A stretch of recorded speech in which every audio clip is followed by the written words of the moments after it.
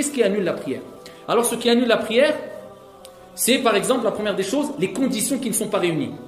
D'accord? C'est une condition de validité de la prière qui n'est pas présente, la prière est nulle. Comme quelqu'un qui va prier sans ablution, quelqu'un qui va prier sans préserver sa aura, cacher sa aura. Alors la aura, il y a la aura mughallada et mukhaffafa, on avait dit. Alors la aura grave, c'est quoi? C'est les parties génitales et les parties intimes, c'est tout. Ça veut dire que dans l'école de l'imam Malik, même si les cuisses se dévoilent sans faire exprès, ta prière elle est toujours valide. D'accord? Le fait de prier volontairement sans être devant la qibla, ta prière elle est nulle. D'accord? Ça annule la prière. Parmi les choses qui annulent la prière, le fait de parler, al-kalam volontairement. Al-ulama, ils ont dit même si tu dis ouf. Pourquoi ouf? Si tu soupires, tu fais ouf. Maintenant, l'imam il va tawwal. Ouf. Salatuka batila, عند المالكية. D'accord? Chez les malikites, elle est nulle. Pourquoi? Ils disent que ça c'est un qawl. C'est une parole. Et toute parole volontaire, elle annule la prière. Ouf. Allah Jalla wa ala dit fala taqul lahuma ouf. Ne leur dis pas ouf. C'est considéré comme ici une parole. Donc le fait de dire ouf, ça annule la prière.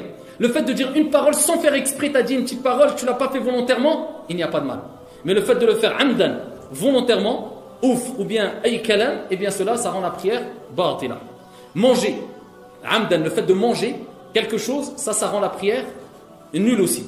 Le fait de manger ou de boire quelque chose, ça rend la prière nulle. Le fait d'avoir quelque chose dans sa bouche ou de maintenir quelque chose, ça ne rend pas la prière nulle.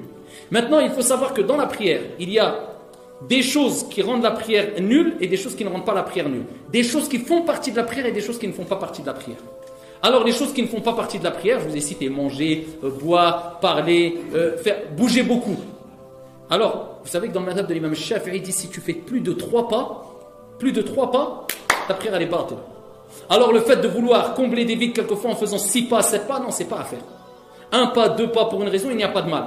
Certains, pour rejoindre la sutra, quand la prière obligatoire est terminée, ils viennent, ils bougent partout dans la mosquée, une fois à droite, une fois à gauche, une fois devant, ils se promènent. C'est quoi ça? Même quelqu'un qui voit, il dit prie ou pas? À partir du moment où tu vois quelqu'un faire des gestes, à tel point que tu te dis, ça, il ne prie pas, c'est pas possible, sa prière elle est partie. D'accord? Sachant que as-sutra, c'est quoi as-sutra? Ce que tu mets devant toi, pour prier, pour éviter que les gens passent.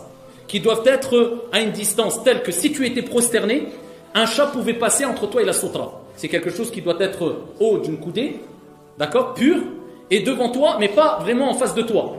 Tu dois être à l'extrémité droite de la sutra ou à l'extrémité gauche de la sutra, et ça c'est dans les 4 écoles juridiques, et ils ont utilisé le hadith d'Al-Miqdad bisanadin sahih, où il est rapporté que le prophète sallallahu alayhi wa sallam, à chaque fois qu'il priait en face d'une sutra, il se mettait jamais en face de la sutra. Soit à l'extrémité gauche,